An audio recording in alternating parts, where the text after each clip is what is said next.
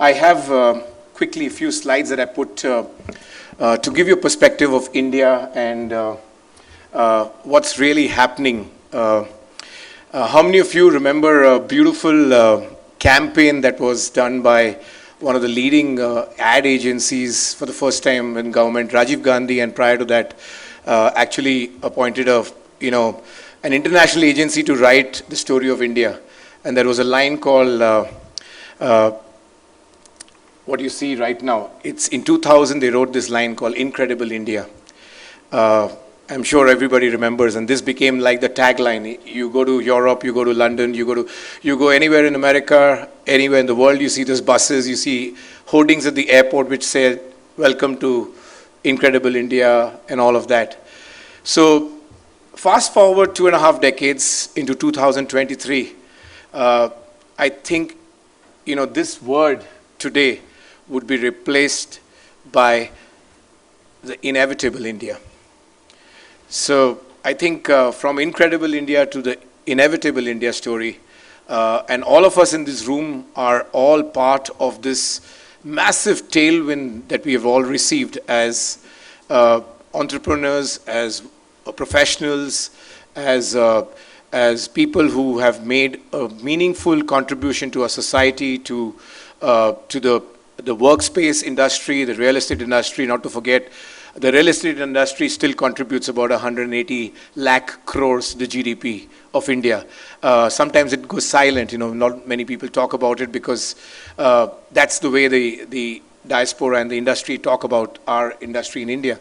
But honestly, I think tailwinds to the economy, tailwinds to the entire business approach has actually helped us. So I took a few slides to tell you a larger perspective of what's really happening to our country and how, in fact, I spoke recently in Dubai at one of the conferences, and people were pretty shocked that what's the real power of India. We have a very charismatic leadership that is actually talking about India in a very different way. And it does throw a lot of weight behind us, the fact that when we actually come in front of our clients, our corporate businesses, people who are actually setting up shop in India, they understand the depth of this market, they understand the talent force, they understand the people, the work ethic for which the Germans and the Japs were known, the Zens of the world, but I think Indians as a work ethic has now progressed. To tell you exactly, I had the privilege of walking this beautiful factory, which is not too far away from here. A dear friend of mine, Bhavesh, runs Ola, true visionary. And on 15th of August, every year they open the factory to anybody who wants to walk. I was amazed because I saw 3,000 young girls work and churn out scooters. And they churn about 2,000 scooters a day from this factory in Krishnagiri. Absolutely spectacular. And they work in an environment that is transparent, compliant, sustainable, and more importantly, equitable. Because the way people are looking at the women folk, and I think he took the cue because our neighbor state, Tamil Nadu, is known for its empowering its women. And to actually see on the shop floor 3,000 women working and building a scooter that is now made in India, it's spectacular. And that is actually, if you look at the numbers that speak for themselves, by 2030, India's working age population is expected to touch 1 billion people. So imagine 18 years and above people, this is going to be 1 billion workforce in this country. And by then we would have touched a 1.7 billion population. So you actually go to see the number of people who are under the age of 30, youngest generation, youngest workforce, and that's the quality of talent, both in terms of quantity as well as quality, is coming to India. I don't know how many of you are aware that 10 years ago, just under 10 years ago, India had less than 78 airports. Today we have 147 airports. We are pouring concrete to the tune of 10,000 kilometers of highways and expressway through the year, calendar year, which is actually 300 kilometers a day. Upwards of 300 kilometers of expressways and national highways are being built every day. So it's a huge task. The spend only this year in infrastructure is 122 billion US dollars. That's a mammoth number. Very few governments actually invest in, long haul infrastructure because they're there for 5 years. They don't know what the next 5 years is going to be.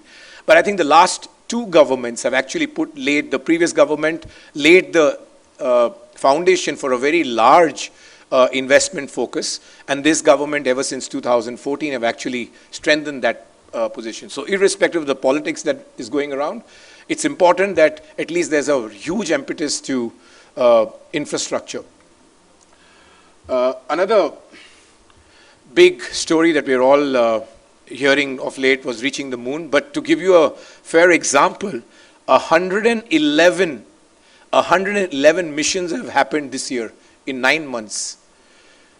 So a lot of big number crunching is actually going into our space research, our investments, and people know the frugality with which our space research scientists work. So it's commendable what we do with a small budget, with a very large goal.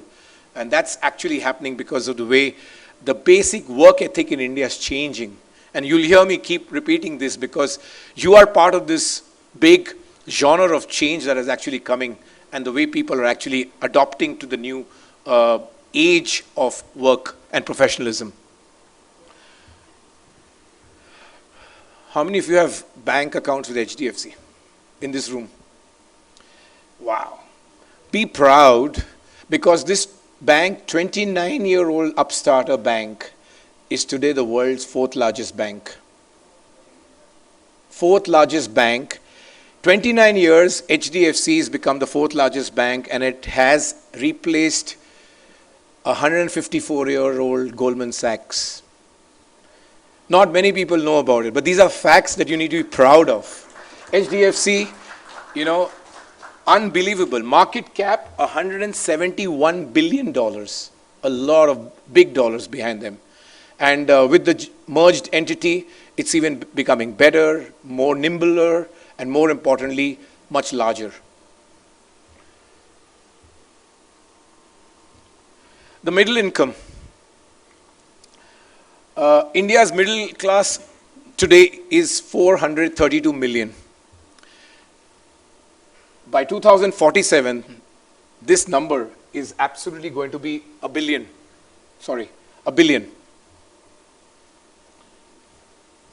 I'm sorry, my slides are going on the other direction. Yeah.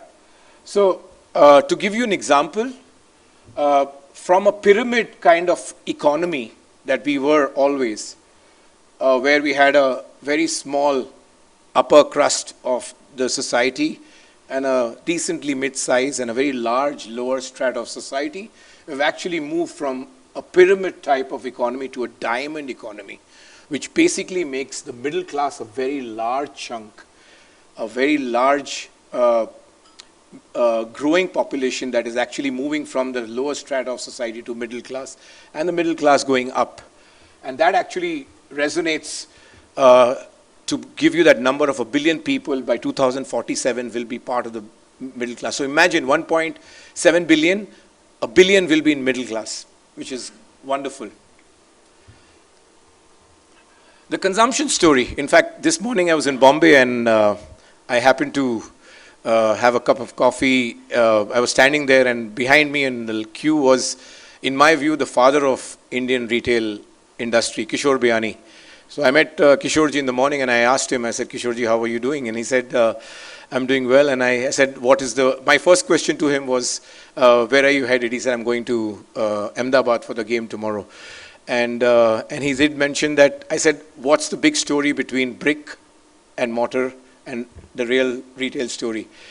And he had predicted that come what may, the physical stores of the retail industry will continue booming, and the Amazons and the Flipkarts of the world will continue working in parallel with them.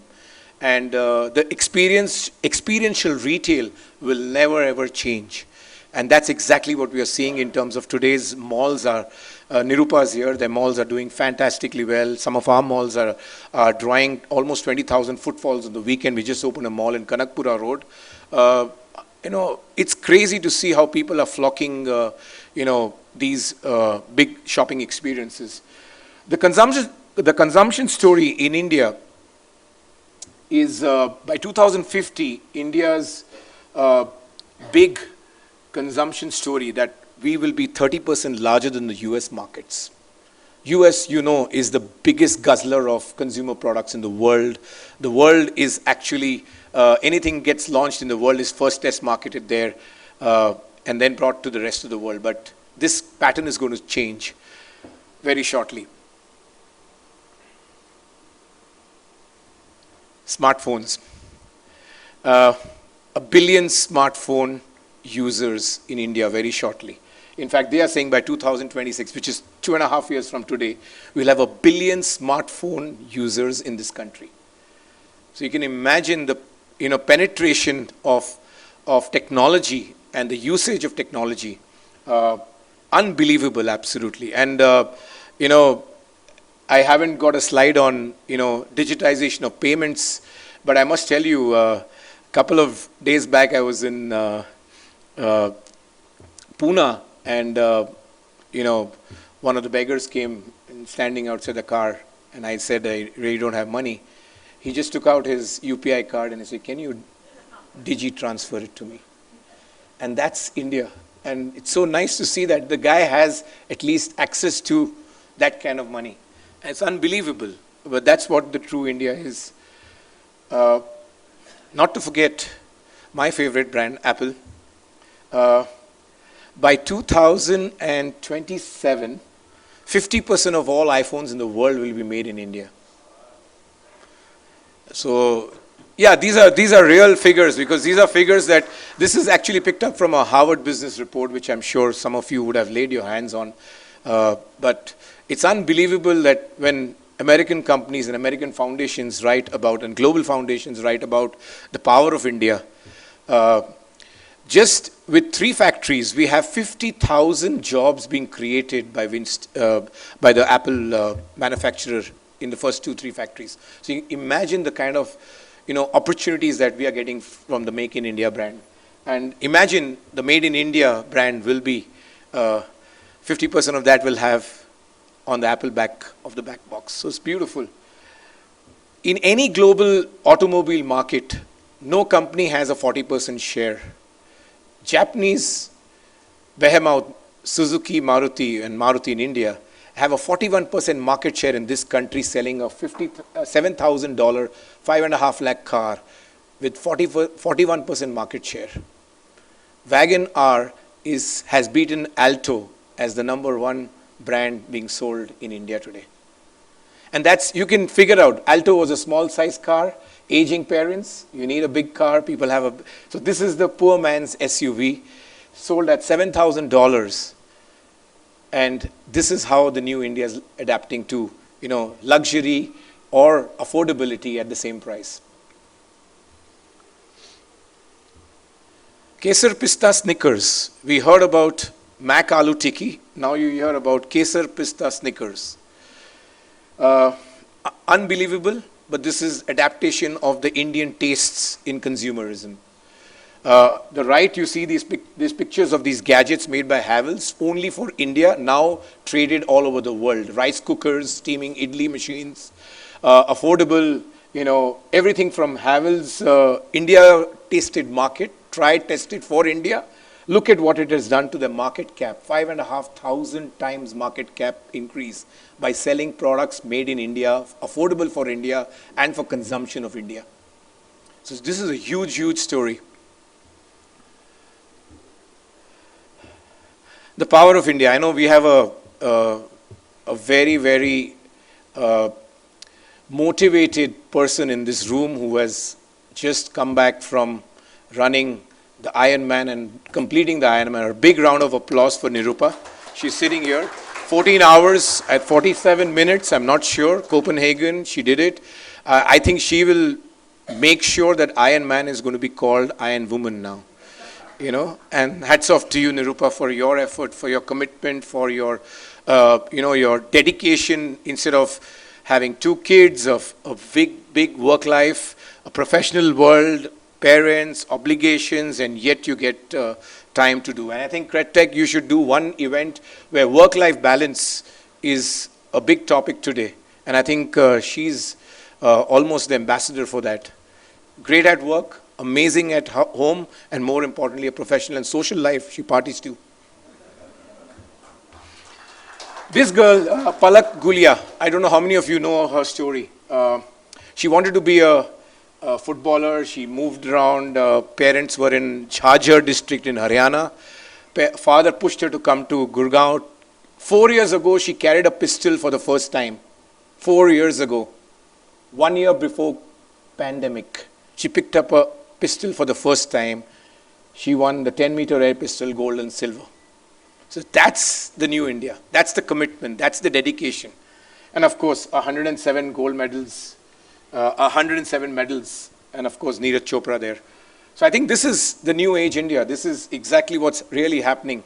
About 5-7 years ago, India took dominance over the world cricket team. I'm sure tomorrow all of you are geared up for India-Pakistan. Somebody was telling me, I was talking to a ex-cricketer, and he said that India has 3 bench strengths. India A, B, T, C team can actually compete with any of these world leaders and beat them on their day. So we have 3 sets of players, bench strength today in the Indian cricket team. 15 times 4 or 15 times 3, 45 players who can actually beat anybody in the world. That's the power of India. Of course, of the 500 top fortune companies in the world, if you look at where we are, 25 of the top 500 companies, global CEOs, are Indian passport, Indian born people. And that's a big credit to the corporate world, that many of the companies that you work for are globally run by Indians sitting there. It's fantastic to see how we have changed as a nation. A little bit about our bread and butter industry now. So I hope the first phase was about India, a little bit about what's happening in our real estate industry, which is relevant to all of you. Residential, if you look at in 2010, 11, and 12, we were at about almost selling 280,000 to 300,000 homes annually. When I say 280,000 to 300,000 homes, these are homes which are completed occupancy certificate in 7 to 9 cities in India. It's not the overall country. Because that's really mapped. Now, thanks to RERA and regulation, we have a larger base. The denominators change and we become very large. This year, if everything goes well, we will cross 500,000 homes being sold in India in one calendar year. And that's a very large number in the 7-8 cities that we speak about. If you look at the progression, in the last 12 years, demonetization and post all of that and RERA GST implication, it took an average Indian and an average big company about 2 to 3 years to understand the implication of RERA. Even today there are some gray areas. GST and its implication, then demonetization and all of that. Then COVID hit, we went through a rock bottom. And right now what's happening is that we are in the highest mapping in terms of what we are doing in quarterly sales throughout the country. You must have heard DLF, we are at Prestige doing very well, Lodha, Brigade is doing very well, and Godrej, branded developers and people who want to put their money are backing branded developers. So there's a lot of consolidation that has happened. Some interesting anecdote was that about 250 developers who had released one-page ads in the newspaper between 2016 to 20 don't exist today.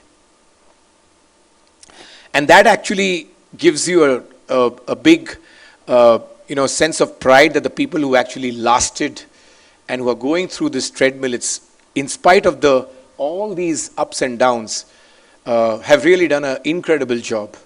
of building the nation. I think that's what it is. Sometimes we forget that real estate developers actually are building the nation. If you look at the numbers for this year, Mumbai has 146% growth in the residential market. Yesterday I was in Mumbai and this morning also, and somebody is telling me that you don't get a house in Mumbai for less than 1 crore now in a decent development in a decent area. If you drive from Pune city to Mumbai, many of you would have done that, as far as 60 kilometers from Mumbai, beyond Panvel, you have 3 or 4 large developers who have built towers on the road and they are fully occupied. And that's the big opportunity that you see today, that people are actually building, and whoever is building, delivering, executing on time is actually doing the sales. And yes, the market has gone completely on the other side from affordable. What was affordable 10 years ago at 25 lakhs or 20 lakhs today, affordable is between 40 and 70 lakhs because the threshold has changed. And that's also because quality of experience and living, and people want that extra room thanks to COVID and all of that. So that's also changed quite a bit of things for the residential industry. And there was momentum. There was momentum that was built prior to pandemic. There was a blip for about 4 quarters, and then again now, boom, we are at the best phase of our lives in terms of residential sales. A couple of assets have not done well, and if there's one asset that has been affected the most in the last 3 years, it's been the office sector. And there's no prizes for guessing as to how we are actually working hard to make things happen. And I do believe that office of the future will actually have to earn their space back for people to come back to office. Office for themselves will have to earn that space. You cannot, give discounting and all of that to make people come to work. And I'll talk a little bit about that in the next slide. So residential booming, shopping malls, shopping center booming. We have now a 4th REIT in India, which is run by Nucleus. It's all about the shopping center business. I just heard that there's a hospitality REIT coming very shortly with one of the big behemoths coming and listing their hotels as part of the REIT. So a lot of asset classes, industrial, warehousing, manufacturing, all boom. It's only the office sector, because of the COVID and return to office and all of that, we are seeing a little blip, but I think the blip is a short-lived blip. Hope so.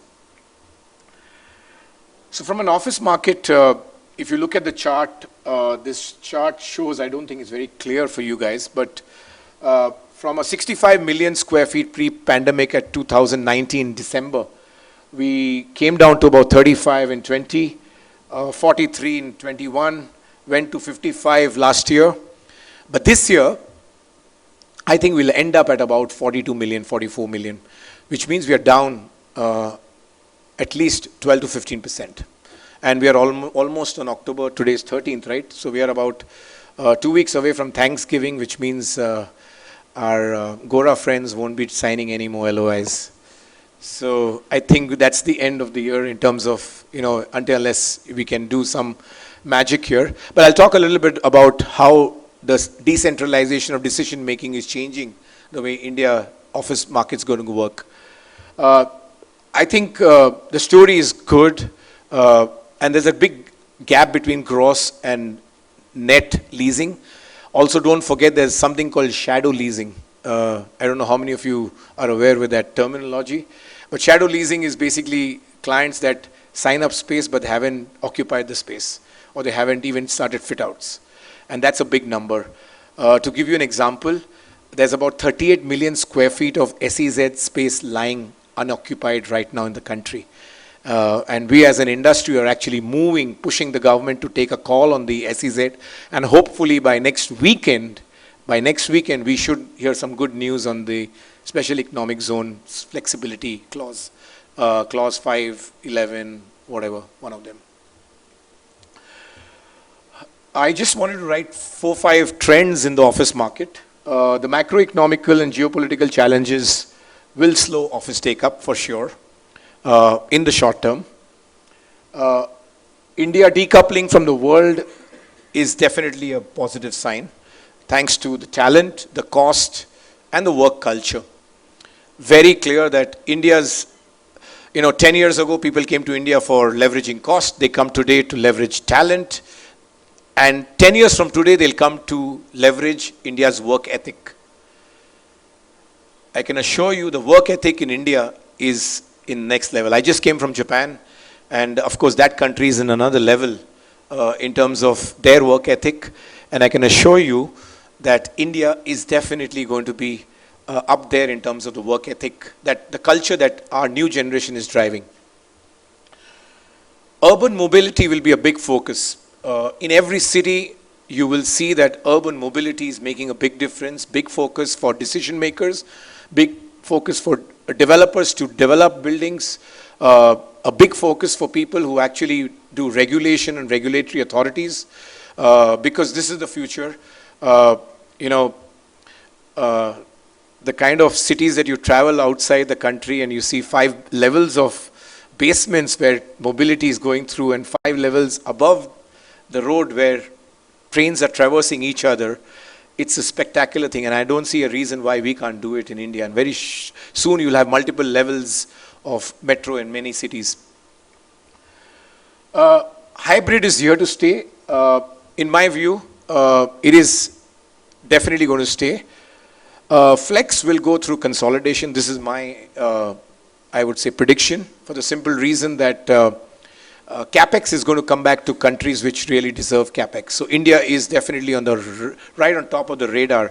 As soon as CapEx is released, India will get their share of investment into office spaces. So, and that will bring down the dependency on flex spaces and all of that. So you will see consolidation happening. In 2016, I remember there were 350 co-working players. Today there are about 25. I would see that number coming down to about 6 or 7 in the next 5 years. And you can record this and maybe play it. Flight to quality and ESG compliant spaces will definitely demand a premium. So in case your buildings are not compliant and in case you do not reinvest in old assets, you will be left apart, because consumers and clients and occupiers, like many of you sitting here, when you take your decisions, you will weigh a new building versus the old building. And that is very important. Last but not the least, I just wanted to run you through what's happened in 2023 for us in office. We are year to date at about 38 million. And this number, I would say, if some magic happens, we'll come closer to 50.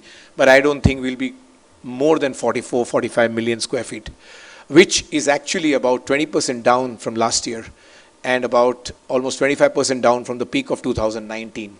So numbers are actually showing this. But there are some shining stars in this city index.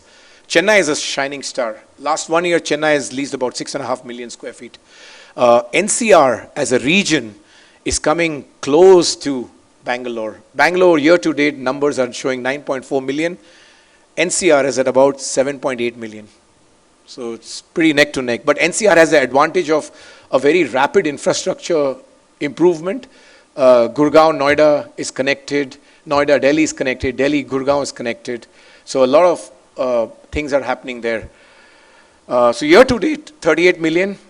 Vacancy is pretty large. Percentage is upwards of 17%, which is concerning. But the good part is many developers have stopped pouring concrete and slowing down the office, new office plans, which will only help this number come down.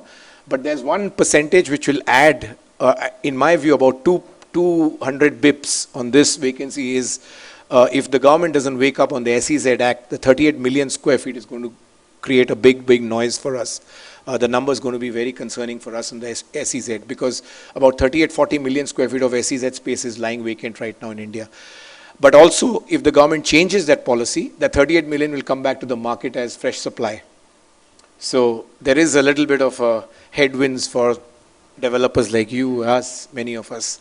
But I'm sure we'll have nimbleness and I think the aggressive approach to bringing new clients to India. Just one anecdote, I was with somebody at the airport and they were saying that there are 350 new GCCs wanting to come to India. So that's a big number, 350 new GCCs. And many of them have never come to India.